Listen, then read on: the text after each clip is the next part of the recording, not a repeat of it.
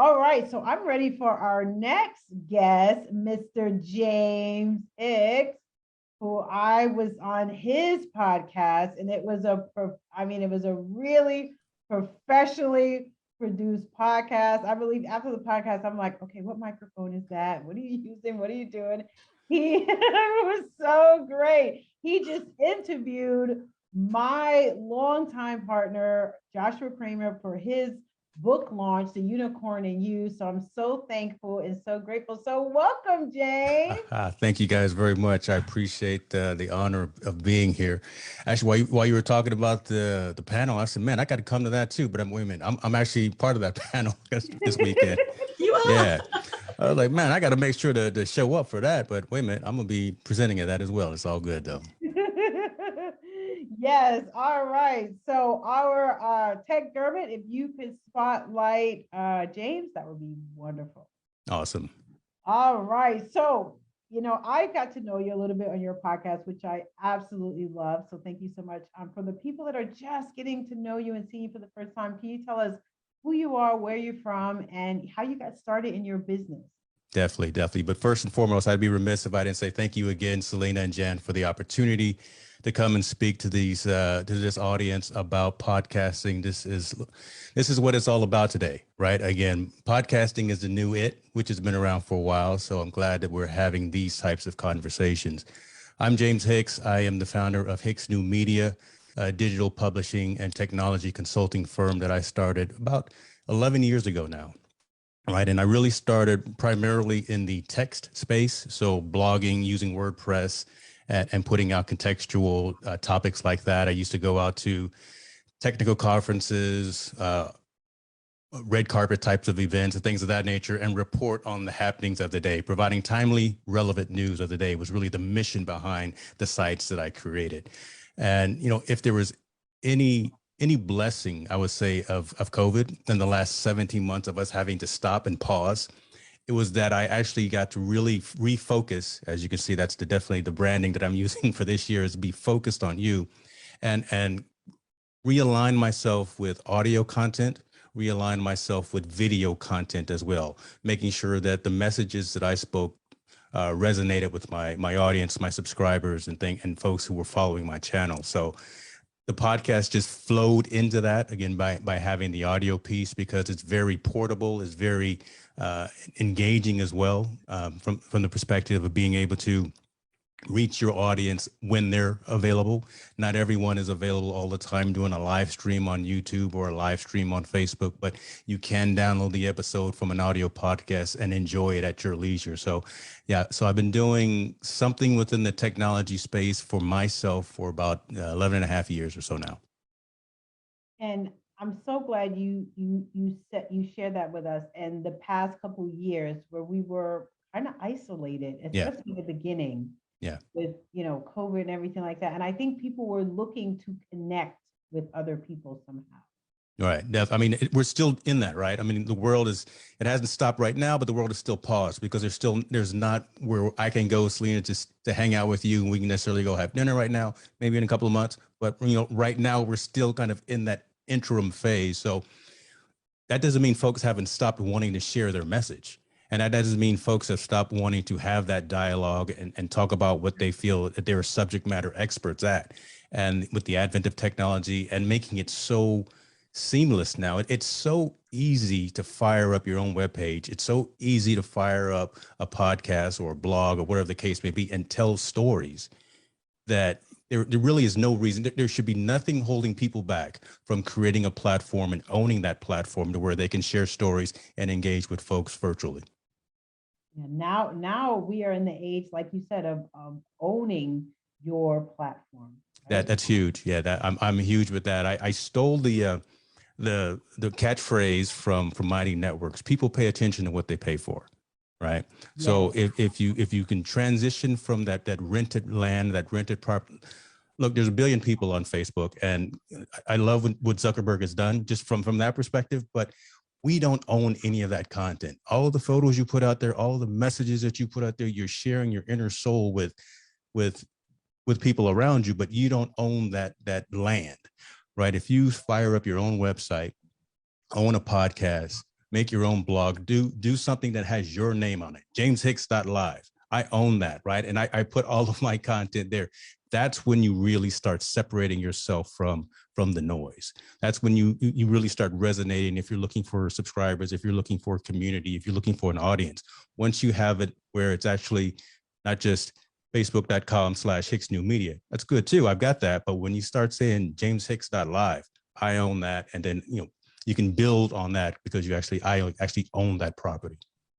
Yeah, and you have the contact information Yes. of your subscribers, so you can email them or reach out to them if you get their, telephone numbers. You can text them versus like if you are on, let's say, Facebook. Remember when Facebook shut down for those Yes. 2 hours when they had that outage? Yes. Hopefully that was a wake-up call for folks, right? Because again, you had no control over that, and folks were completely just out at alert, right? When those platforms shut down, when Twitter or Facebook or even LinkedIn, those types of platforms shut down, what you gonna do, right?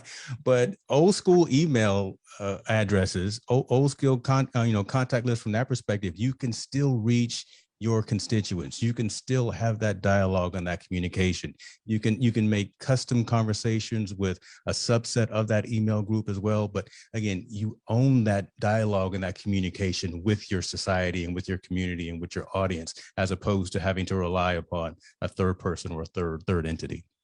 It's so true. And not to mention their algorithms. Sometimes they show your content, They do. they don't. And you have shadow banning and just all these other things versus if you have that direct line to your people. That's true. Look, there was literally yesterday, I got an email, and we're talking podcast. There was a podcast platform. I'm not going to out them here, but they literally did exactly that. They fished and pulled all the emails from one of their mailing lists or from another provider's mailing list, and they started spamming users to try to get them to jump from whatever platform they were on over to their platform. And it's happening today, folks. Again, and speaking, it's relevant to this conversation because it was a podcast platform, a very well-known, recognized podcast platform as well. So I'll tell you about it behind the curtain. Okay, I won't out them. All right, behind the scenes. That's I won't out them here on live. We're discreet. Yes. What do you think separates a podcast from a blog? I know you said that you were also very heavy into the blog space as well. The immediacy, the access to the information, again, because you can set up your podcast reader to automatically download unheard subscription or feeds and episodes and things of that nature. So just having access to the information on your time, as opposed to going out and having to fetch it and going to look at it from a blog or something of that nature. So just the access to the information when you're ready for it. I really think that's huge. That seems small, right? But that actually is very, very relevant. Look, tonight, when I go to the gym tonight, I'm going to download all of my podcasts, and that's what I'm going to listen to. And I can have that ready for me when I'm ready to engage with it. So that really is powerful, giving the individual the power and the control to say, I want to hear Jan's podcast now. I want to hear Selena's podcast now, or automatically download it when I'm particularly ready. That really brings value, and that really is powerful as well. Yeah, and also you can listen to a podcast while you're doing other things versus like you driving. You can't read a blog while you're driving. That's true. I've tried. No, well, you can't do too many audiobooks, right? Because again, you can't. You're right. So again, like I said, tonight when I go to the gym, I will have my latest episodes from various podcasts that I will be listening to the hour and a half while I'm there, and just the immediacy, just the ability to have it just in time, when ready and when I wanted to. That's pretty empowering for me. Yeah, you can queue it all up. Exactly. So how did you decide to like the name of your podcast? I've gone back and forth. That's a good question. So I've gone back and forth between. How much time we got? No. We have time. Initially, it was ITN Live. My first blog, first successful website that actually took a lot of traction is infotainmentnews.net. Still going right now, and it covers, again, various categories and various silos and sectors within society. Infotainment News. I should have trademarked that 11 years ago, to be honest with you. But that didn't resonate as much with the overall mission of the company and what I'm doing. Again, like, as I was saying, digital publishing and technology consulting. So H&M Live is where I am at now for the overall name of the podcast. But within that, there are sectors and there are segments. So I have different shows that sit kind of in the umbrella of H&M Live. Team No Sleep is a show that I do that talks about the social impact of sport. The Perspectives and Focus is the show that I had Joshua Kramer on yesterday, and that really is focusing on individuals, industries, and technologies that are doing positive things within society. So again, all of those fit within the overall umbrella of the company, H&M Live, just to be very consistent. So one place to look, to go find all of the information and all of the content. Yeah, it's like, something for everyone. It's like if you want to learn about people that's moving society forward, right? Then tune into Perspectives and Focus, right? And listen to me and Joshua Kramer chop it over, or me and Selena chop it up. I'll shoot the link for you guys as well.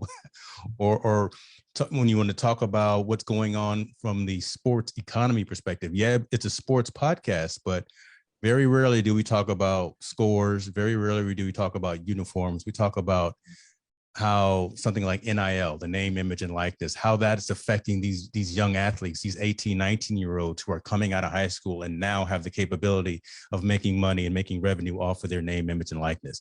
What the psychological, what the mental impacts of that are. Those are the conversations that we typically have there. And it's quite engaging, to be honest with you, because folks come to it expecting something different. They expect for us to talk about, oh, look at the shoes LeBron is wearing. No, we don't talk about that. We talk about what happens around the game, part of the game. We talk about what happened just yesterday, actually, with the U.S. women's national soccer team, how they won their lawsuit, right, from an equal pay perspective, and got $25 million coming into some coffers that will be divvied out to the individual players.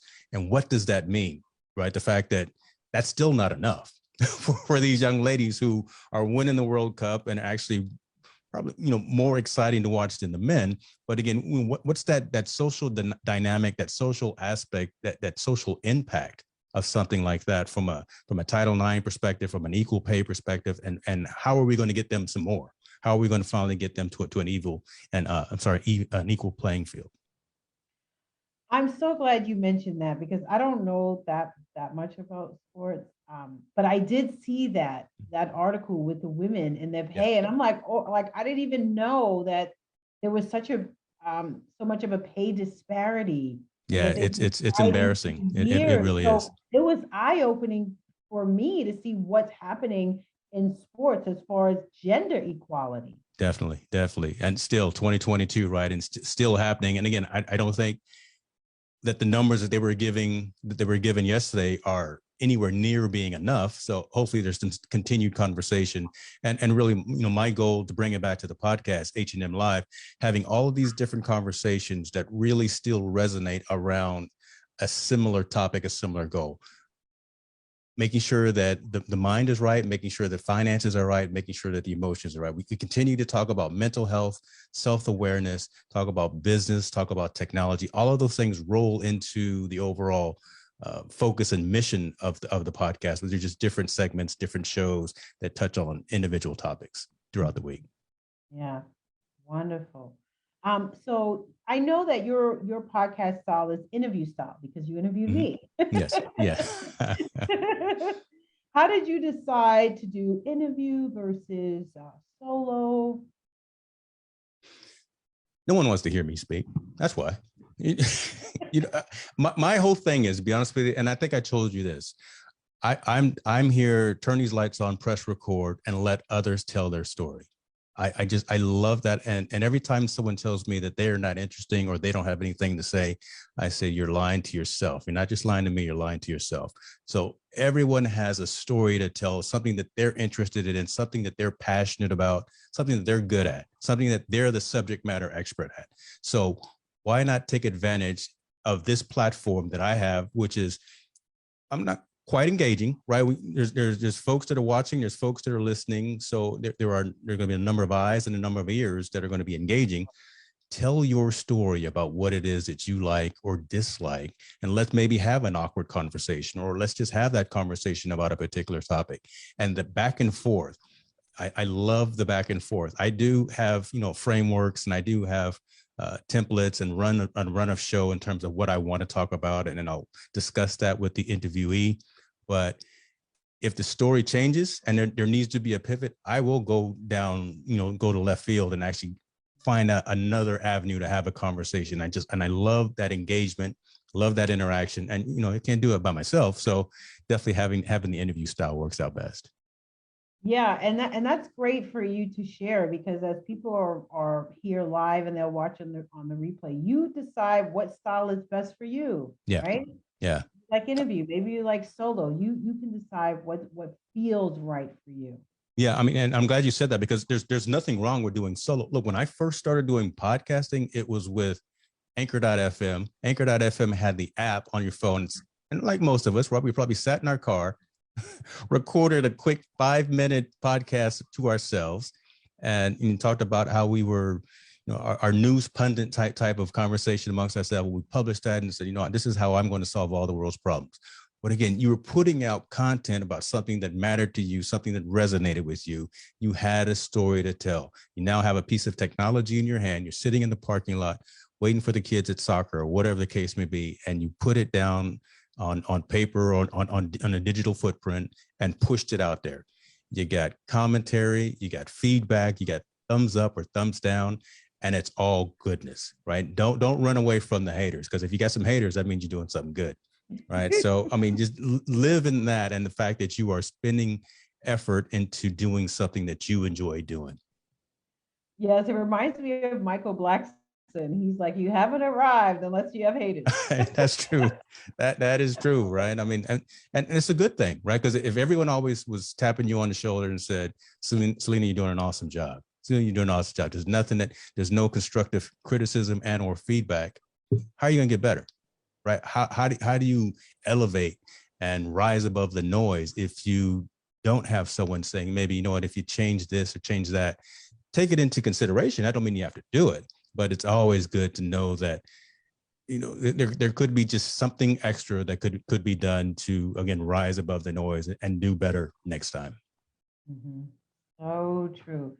So share with us your process for creating your intro, your outro, your music, and of course, share your podcast intro and some of your podcasts with all of us here. We all want to listen to everybody's podcast. Definitely. That has been an evolution as well, right? I've used a number of tools to either create the overlay, to create the look and feel. My primary platform of choice, I will say, though, so the majority, about 90% of the content I put out is all live streamed, and it'll go to multiple platforms at the exact same time. And dependent on the subject matter will depend on which also social network that I push it out to as well. So not everything goes to LinkedIn as well, and unless it's a business focused type of a conversation. No one wants to hear about, I don't put the sports show on LinkedIn, because the audience there is slightly different, obviously, right? My primary tool is Ecamm Live. Ecamm is what is the backbone of what I push out, because it allows me to either simply record audio and video. It allows me to record content in multiple different screen formats. So I can do vertical video. I can do the typical horizontal video as well. I can capture and grab out individual audio files for everyone that's on the show. I can do a lot of manipulation just from that one particular Mac powered application. It actually sits on my Mac, and I actually can do all the processing locally. So that's the primary tool that's used behind the scenes. From a intro and outro perspective, I'm all about Canva right now. Good night. If y'all don't know about Canva, get into Canva, because it does everything that you need and then some, and it's pretty darn good, right? We obviously no Photoshop, no FileMaker. Oh, that I just dated myself. I said FileMaker. Oh my God.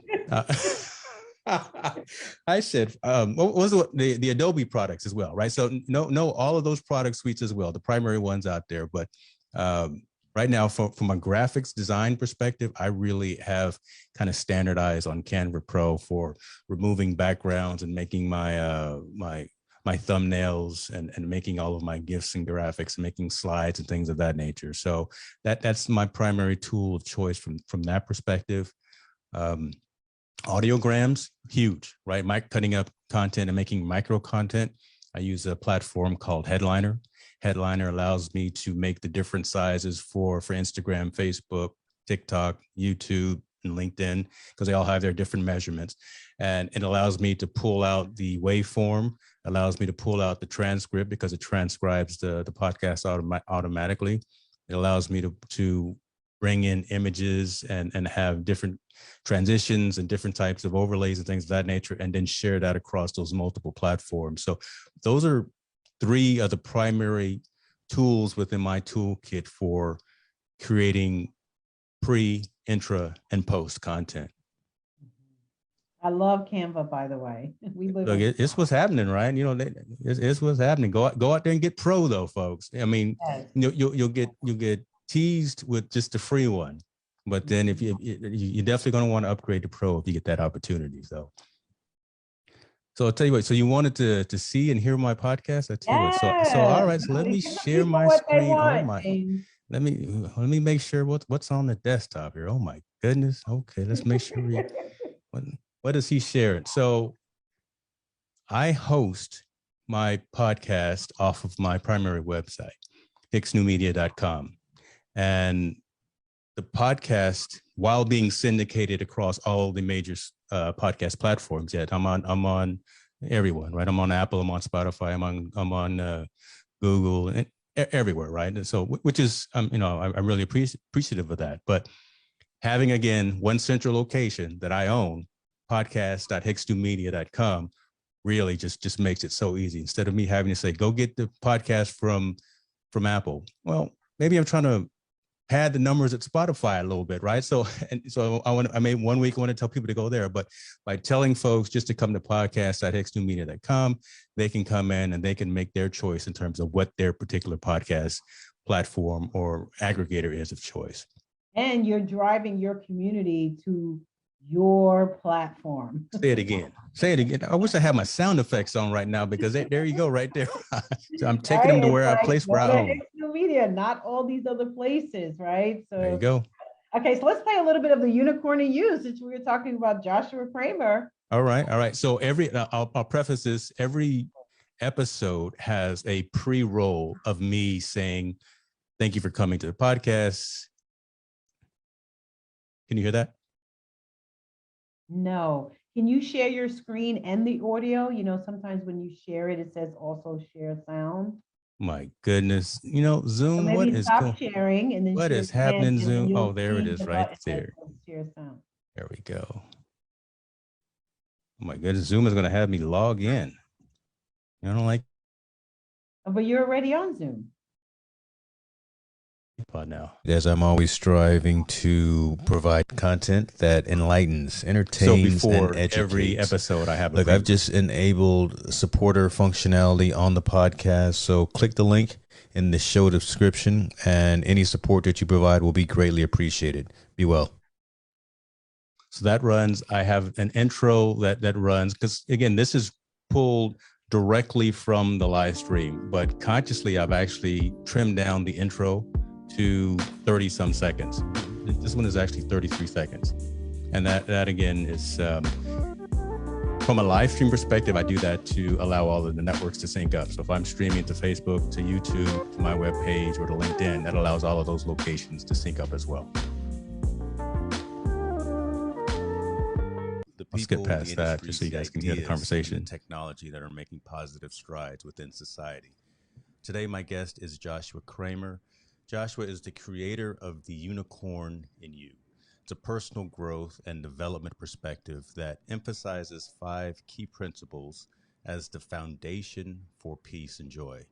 He is also the managing partner at the Kramer Chandler real estate firm.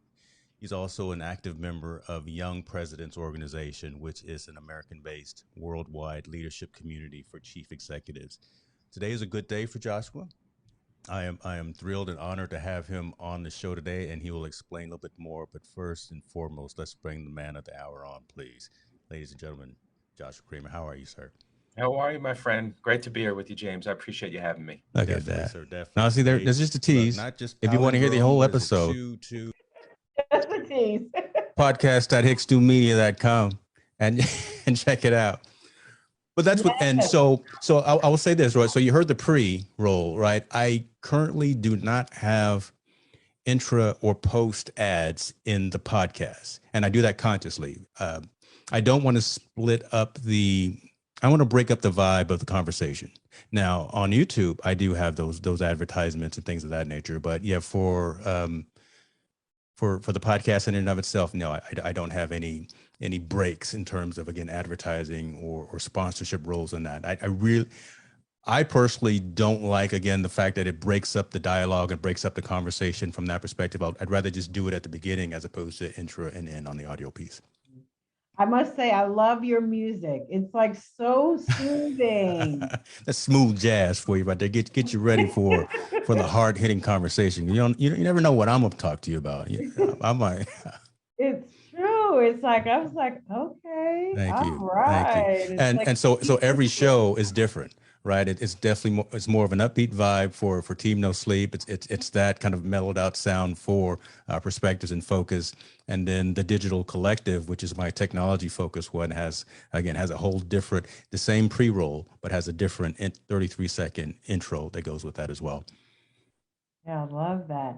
How would you say, your podcasts, right, have enhanced your business?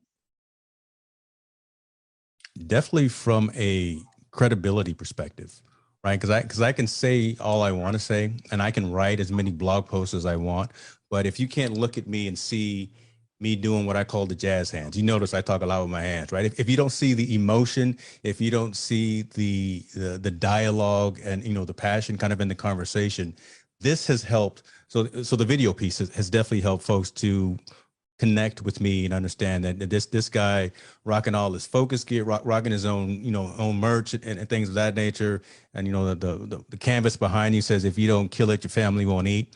I've got to explain that to folks sometime because all that comes through is kill it. So I got to let me read the whole thing to you, right? And there's a parable there. If you don't kill it, your family won't eat. But it's really allowed me to connect with folks who just know me from the text side, right? From the textual side of writing and things of that nature. But by having the video side allows me to connect and network and grow.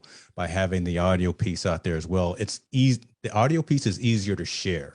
Folks are actually more apt to share a podcast than anything else, and even a blog post nowadays. I'm noticing, but just here is what James Hicks sounds like. Here is what James is talking about. Take a listen, and then folks can start resonating from that perspective. So I always try to consciously make sure that my inflection is there, right? I'm not sitting here monotone when I'm talking on a podcast or talking on an interview to where I'm just this guy talking.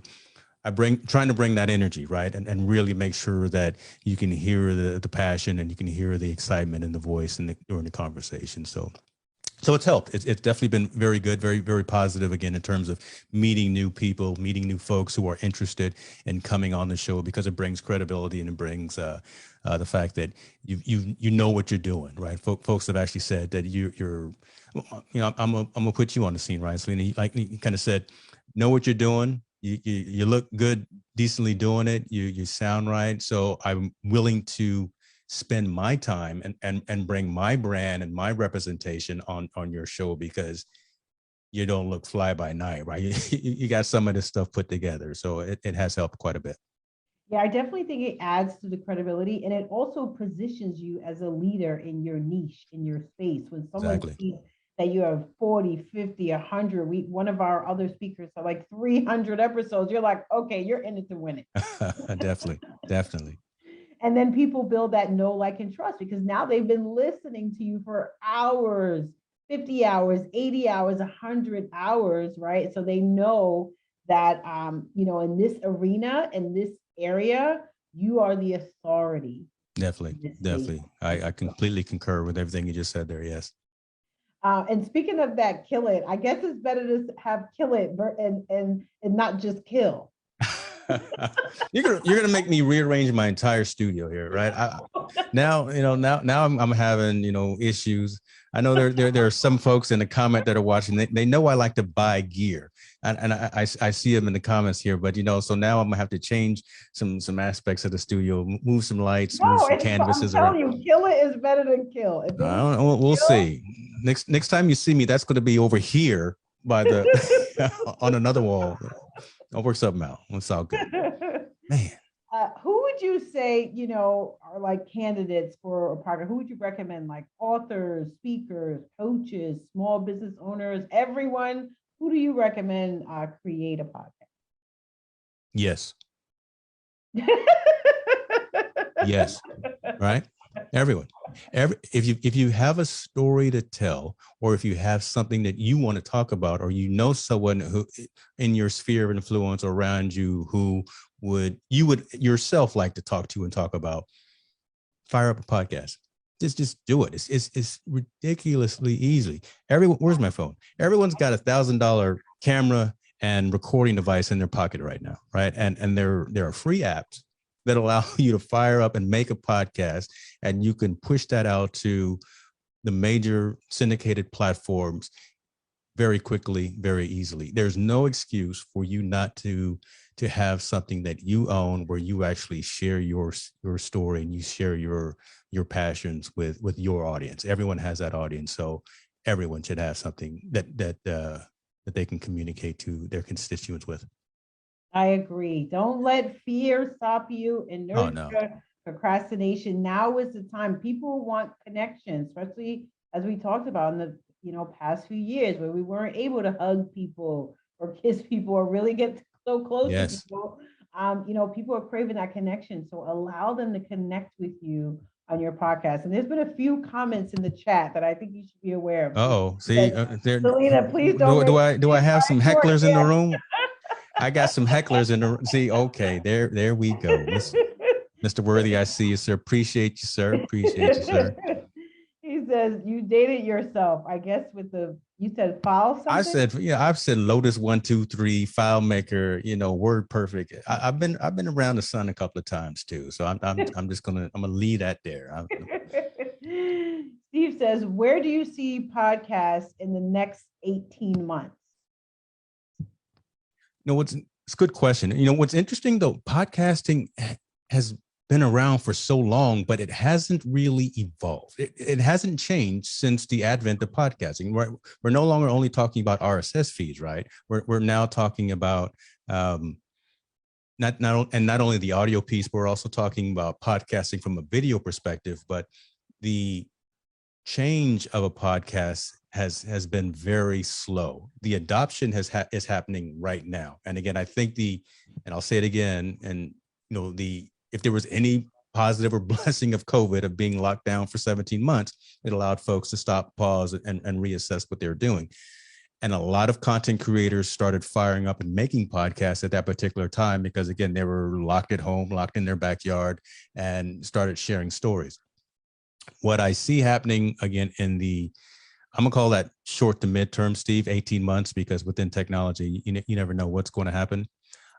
I think we're going to have more and more people pushing their podcasts to multiple locations. So yeah, Apple and Spotify are still the top of the mountain, but you're going to start seeing more and more platforms allowing you to take that and push it to YouTube, push it to these other micro contents.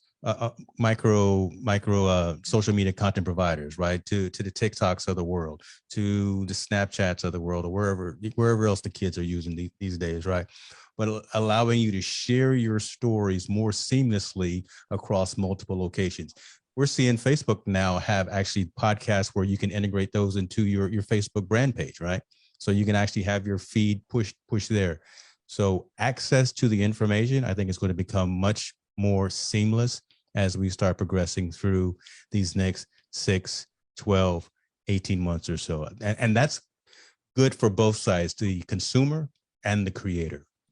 but the creator can now just think about their content calendar and what they want to talk about and just go out there and do it, and let the back end technology, let the infrastructure actually share that out across the internet. So I think that it's an exciting time for both sides. Consumers can access it anywhere. Content creators can easily create that content and push it out to many more eyes and ears for communication. Yeah, I definitely think the technology is becoming easier for content creators. You know, it's always advancing and at a high speed rate. So it's great. He had another question. He said, how can a business, large and medium sized, use an internal or external podcast to grow their brand? Those are two different audiences, right? So again, it's kind of like the internet versus an intranet internally. So pushing out internal training, guidelines, internal messaging to team members and things of that about how the business runs and things of that nature, that resonates, I believe, as well. And again, by making it into a podcast allows the individual to access it when they have the availability. You don't have to necessarily be in front of your computer to access some quarterly accredited training or something that your organization is asking you for. You can just pull that down from your podcast. You can hear from leaders within your internal organization talking about tactical and strategy types of conversations that business units are starting to work on and things of that nature. So you can have that focus that's clearly geared to the folks inside the house and within the doors, and then be more the 35,000 foot level for the external one, right? It's talking about the marketing numbers, talking about the strategy, talking about the products and services in terms of what we offer as an organization on the external side. So two different audiences. Obviously, I think that the internal intranet type of a podcast would be more specific to, this is who we are, this is what we do, and this is how we do it. And these are the resources around that allow us to do what it is that we do. And then the external one can be used definitely for gaining market share, touting your wares, right? We're better than the other guys, but how? This and this, having those types of conversations, bringing in leadership and subject matter experts from organizations to talk about non-NDA types of roadmap conversations, right? Because no one's going to give anything away to competitors to where they can hear. But that's kind of my thoughts on that. Be very specific and be very focused on the conversations that I'm gonna hold on to this word. This focus is working. It's focus today. I'm gonna hold on to this. That's my answer to that, though. Great question and answer. And for everyone that's asking questions, make sure you ask the question to everyone versus direct message, so that way everyone can see it. So Birgit said, what is a good platform to start with? Is that directed to me or? Yes, to you. Oh, okay. When you said everyone, I get, well, why you got me on, I heard that. What's a good platform to start with in terms of podcasting? I don't want to put anyone out there, right? And again, I'm going to tell you this. It's ridiculously easy now, right? Back in the day when I was starting to build web pages, I had to learn HTML and I was using Dreamweaver stuff. Again, there I go again, dating myself. But now in the Squarespace days, in the WordPress days, now you don't need to know that. You really just have all of these platforms that automate all of that back end minutia for you. Starting up a podcast today, it's grab your phone. I don't care if you're on Android or you're on iOS. Look for podcast. We can do it together. I'll tell you what, we can do some live show and tell. Just look for podcast creation apps. Anchor is just one that's just drop dead simple, and it's free. Come on now, price is right, so there's no excuse for that. And Anchor is owned by Spotify. Listen. Once you get your podcast going on Anchor, they push it out to Spotify, and then they will automatically start aggregating after you have content, after you build up kind of a catalog of content. They'll automatically push it out to Apple. They'll automatically push it out to TuneIn and Amazon and Google and all of those places. So check there first in terms of being able to create something on your mobile device. If you have an iPhone, GarageBand comes with every single Mac. That's what a lot of people use really to control the audio quality as well of their podcast. So use GarageBand to record your podcast and then push that to anywhere. I'm not as versed on the Android side, but again, those are two right there quickly to be able to go get into, and they're free. Thank you for answering that. And Dan Mengener, our podcast expert, he said he uses that, I guess, the Anchor FM. Yeah. So the price is right. Dan does. The price is right, right? The price is right. The price is right. Well, I want to thank you so much for joining us today and just sharing your knowledge and expertise and what's working for you, because you are totally crushing it in the podcast space. So how would you, describe your experience working with us here at the Podcast Expert Summit, and would you recommend it to others? Yeah, listen, you guys got it going on, right? This is pretty cool, right? Just by having a venue to come and engage, and a venue to ask questions, and to have some subject matter experts available.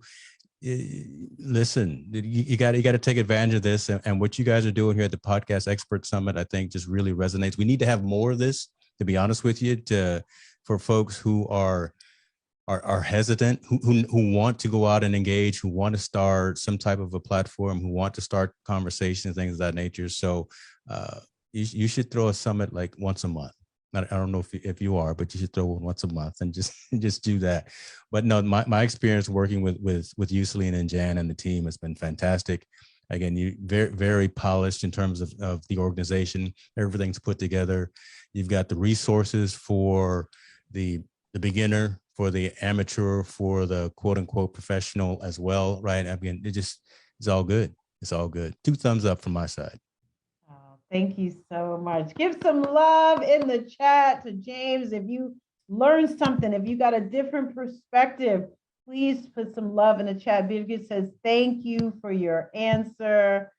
Love, love, love. Thank you for the free app tip. Going to have to play with it. Steve gave her a punchy. I guess that's cool. Or you're probably trying to hit me in the face, right? You never know. You never know sometimes. I'll go off on a tangent, and you never know what in the world I'm talking about. So it's all good. It's all good. Melda says, thank you. Steve says, great job. Thank you so much, James. Thank you. We so appreciate your time. I appreciate you guys as well. Have a great day. Yeah, you too. Thank you, James. Thank you. All right. Wasn't that fantastic? I swear I'm learning something new from everybody. I can't wait to get started and create my podcast. I'll be creating it right alongside you, right alongside all of you. Jan is ahead of me. She already has her podcast, but I'll be working on mine.